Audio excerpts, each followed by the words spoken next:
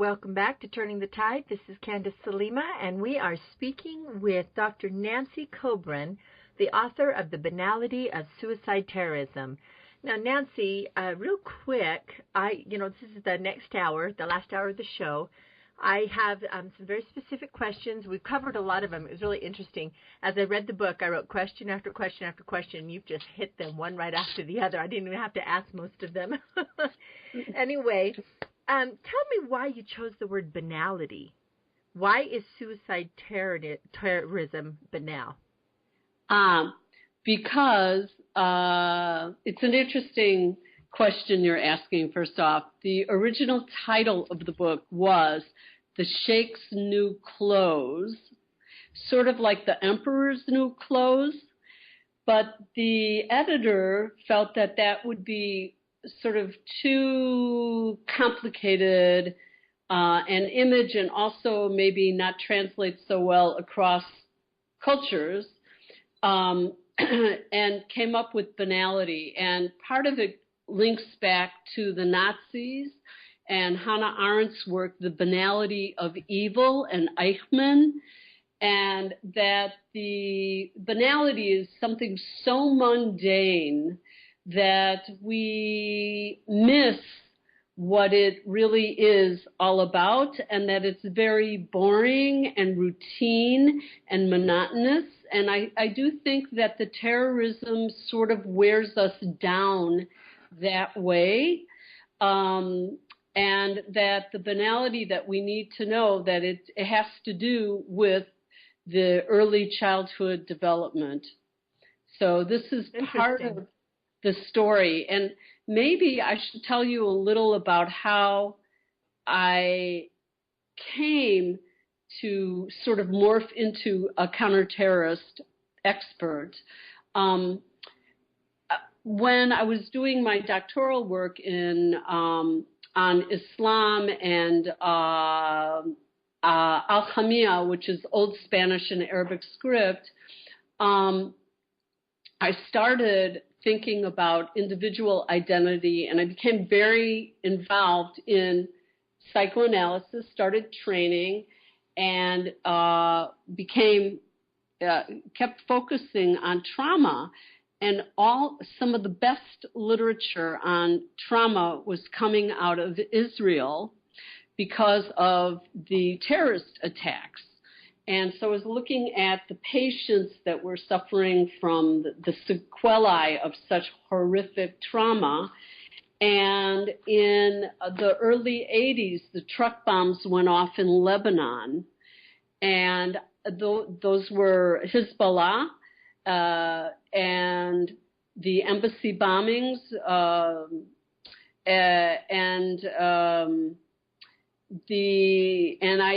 it sort of clicked in my mind that I needed to flip the dynamic and look at the mind of the terrorist. Actually, didn't even quite conceptualize it as a dynamic yet, but I wanted to understand more and about the mind of the terrorist, and started to research it basically on my own, very slowly. And then in the 1990s, there started to be more of an uptick. And it was right before 9/11, I was invited out to California to do a seminar in July of 2001 with a psychoanalytic colleague, Joan Lashkar, on the suicide bomber.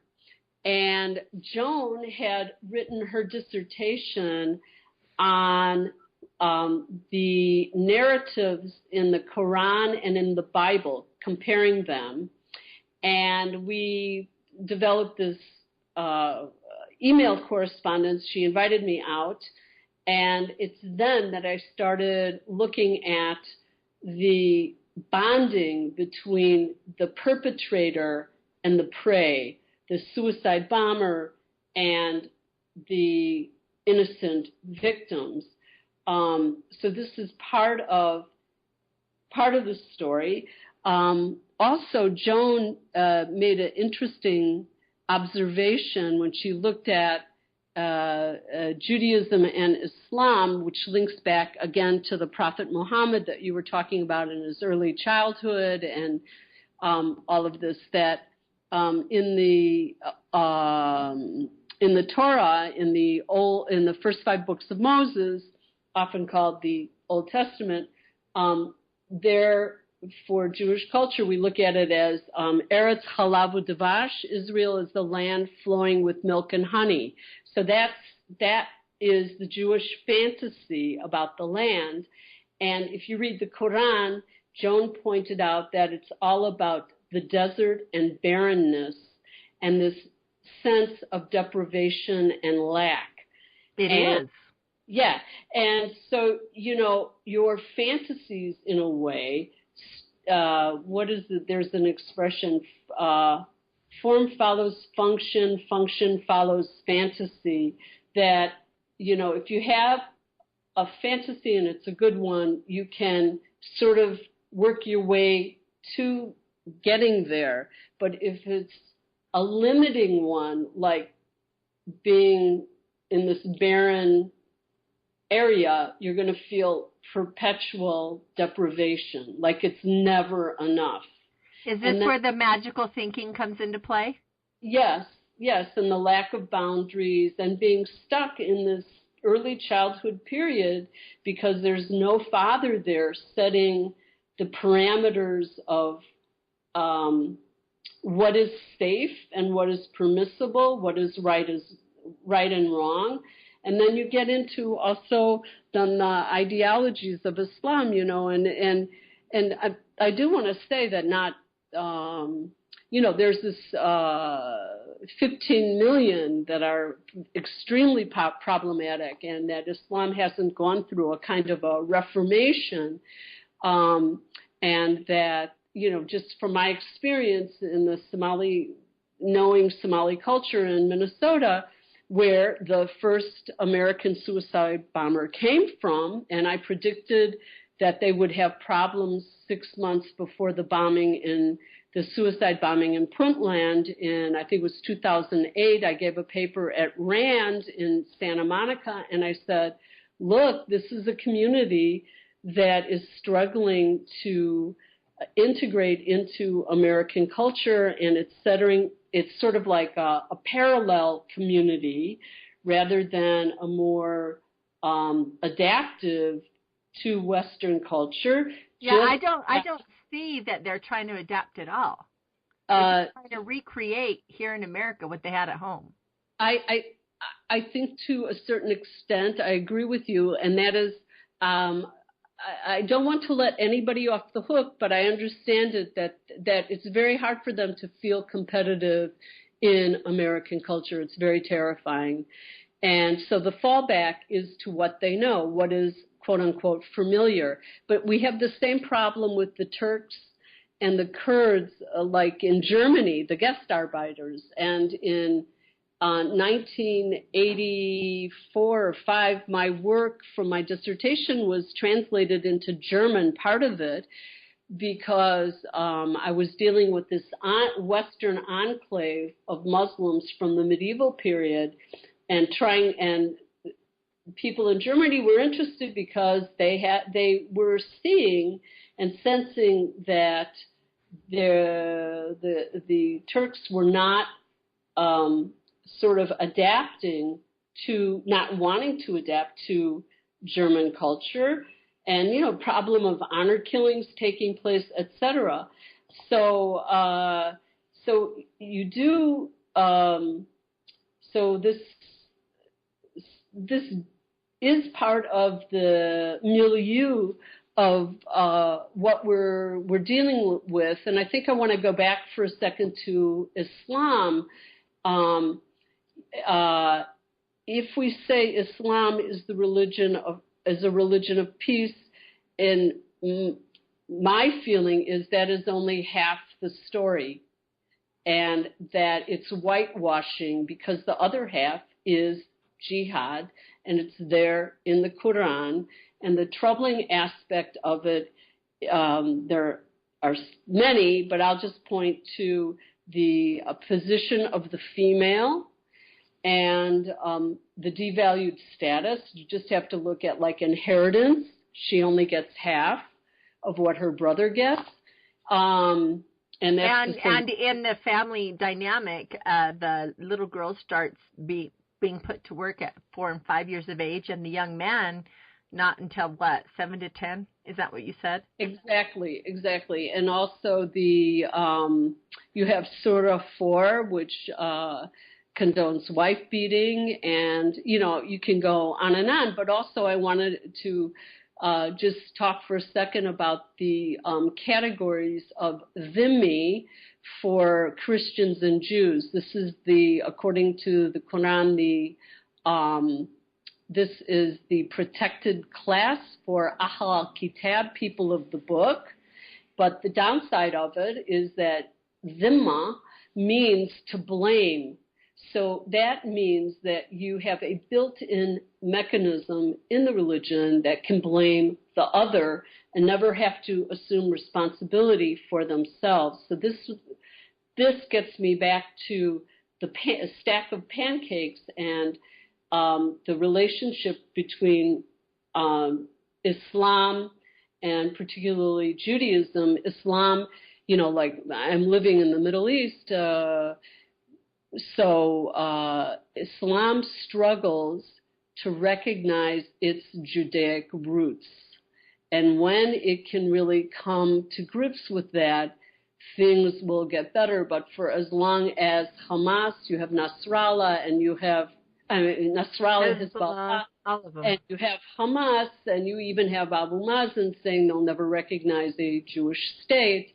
This is part of the mentality that they have grown up with, and this is it's tragic. This is their window on to the world, and they can't understand that by definition, it's like growing up, but not really growing up, and not being able to accept your parents for who they are. You know how it's sort of like, for lack of a better parallel, teens who've constantly getting to fights with their parents, that they struggle to understand that their parents are part of themselves, And I would say that Christianity has, by and large, been able to recognize its Judaic roots, Judeo-Christian. Well, of course. So this is this. That would be ridiculous not to. Right. So Jesus Christ was a Jew. Hello. Right, and that gets me back to one of the points in the book, which was I looked at sacred imagery. Because if we go back to the suicide attack and you have the death fusion of murder-suicide, let's put that at one end of the spectrum. And so I said to myself, what's the opposite of the death fusion? And I found the death fusion a concept in the psychiatric literature, and that it was related to a maternal fusion, a problem in maternal bonding. And then I started thinking about imagery where two images become one or fused, and the opposite end of the death fusion is the prenatal mother, the mother carrying the baby, and then the postpartum mother. And in Christianity, you have the beautiful images of Mary and Jesus, and also pregnancy is venerated in a way, and I really had trouble finding any other. I had trouble finding sacred images in Islam for the female. Well, there aren't any that I'm aware of. I've never seen any. Right, and there is no, the imagery is fairly violent until you get into like the afterlife. but even there, the veins of the shaheed is like they're white. There's no blood, or it's almost like it's again this it's not life, and so and why, it's because when you have this kind of relationship between Judaism, Christianity, and Islam, it's sort of like Islam had to out-French the French, pardon the pun, to make itself different from the two other religions. So that's another. It becomes again very sort of extreme in that sense. Well, and it seems, I read in your book, and this is something I had not realized, and you did mention it earlier in the interview, but what I didn't understand is this very grandiose idea that Muslims believe that everyone was born Muslim. Yes, that's everyone is Muslim. That's so grandiose. That and it's just that our parents didn't raise us correctly. Yes. Yeah. So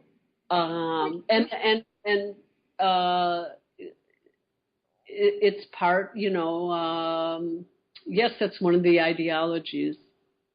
It's beyond ridiculous in every possible way, in my opinion. If we look at the three religions, Judaism, Christianity, and Islam, the first one is Judaism. It is 5,000 years, 7,000 years of Judaic history, and then 2,000 of Christianity, and less than that of Islam. And so if you want to follow that line of thought that Muslims have, then everybody's actually Jewish. I had to go that way, but I hadn't quite. But it's well, one other thing about grandiose for grandiose, Yeah, it has tremendous. I feel that it has tremendous attraction because of the violence and the deprivation, which we like to talk about, and why is violence and deprivation attractive to anyone? Why is it specifically attractive to orphans or to widows? I think in the case of the orphans, it's such deprivation. So there's a yearning for the group and this charisma and mentality then. Yeah, and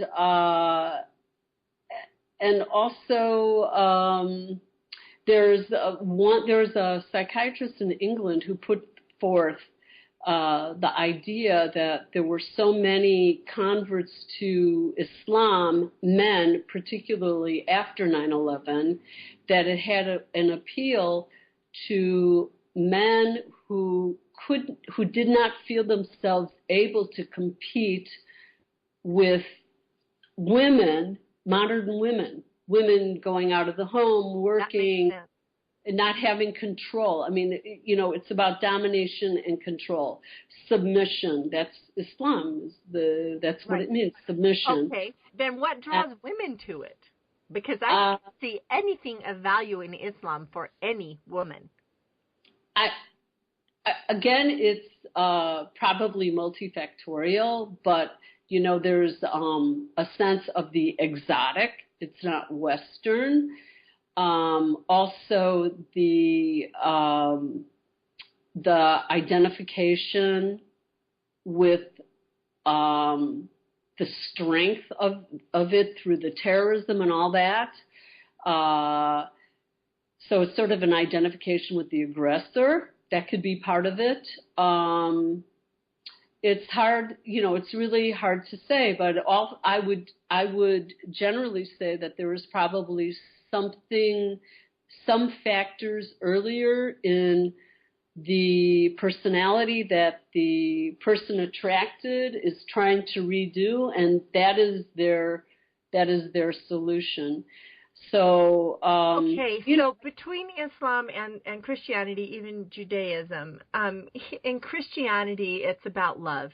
It's about belief in God. It's about belief in oneself. It's about being the best you can be. In Judaism, I'm going to say the mentality is much the same. But with Islam, and I wrote this specifically out of your book, word for word, and you were quoting, and I'm going to apologize if I slaughter his name, Vamik Volkan? Vamik Volkan. That's his name. Thank you. Psychoanalyst, thank you for correcting that, says there is a socialized need in Islam to hate and have an enemy, and it is learned behavior in the home. So as we teach love, they teach hate. Where does that come from? Where do they have a socialized need to hate? Is that, again, part of the mob group gang mentality? Because if it's love, then individuality progresses. It's a great question, and I do respect Vamik Volkan's work. He is a Turkish Cypriot, and he's Muslim, and he's written many, many books. He's a brilliant man. But the need to hate and the need to have an enemy is learned in the home, and that is to externalize the rage onto the other, to sort of purge the aggression in the group. So this is, it's something learned very early on, but again, it goes back to the environment for the female and the difficulty in feeling that, it's a problem so deep that it's an unconscious problem, which makes it all the more difficult because you can't just say, okay, I'm going to bond with my baby and everything's going to be okay. If you've been subjected to a lot of trauma, there's a good chance that it will get reenacted unconsciously through behaviors, nonverbal behaviors, etc. Not all cases, and I'm speaking generally, but it's sort of like this vicious circle, and it is a way of handling stress and emotions in which we consider to be a counterproductive way, and it's because the family is so fused, it's also highly paranoid. So you're going to have a lot of abuse going on. And it's, again, something is not getting developed so that there's a critical capacity. However, I want to say that even children who undergo a lot of abuse, they don't necessarily grow up to abuse their own children. Yeah, they do not perpetuate it, and right. I know that to be true. I know a family whose father was horribly abusive, physically, verbally, emotionally abused the mother and all the children, and yet every one of those children broke that cycle of abuse and have not perpetuated it on their own families. So it can and is done, as you said. Right, definitely. So we always have to keep the hope and the possibility for that and for promoting change. Well, but it would have to start in the home because that's where the sense of right and wrong is internalized, is in the home. And it's very difficult to break that and retrain that in a person. Yes. And so the mother, just like you said, the devalued woman. It's very, very difficult. And then if and I immediately think of what goes on in the Palestinian territories, the authority, and all the, kids wearing suicide bombing outfits growing up this way, and Sesame Street, which is like not Sesame Street and totally brutal. It's a cultural environment that is perpetuating violence, and it's tragic because they keep on shooting themselves in the foot, and there has to be interventions at all different levels to engage people to bring out the moderates And as we're talking about the religions, I mean, just to think of the horrible tragedy that happened to the Coptic Christians in Egypt recently. Yes, that was horrible. Dr. Kobrin, we need to take another break, and so let's pick up with Egypt and what happened to the Coptic Christians there on the other side. And we will be right back on Turning the Tide with Dr. Nancy Kobrin.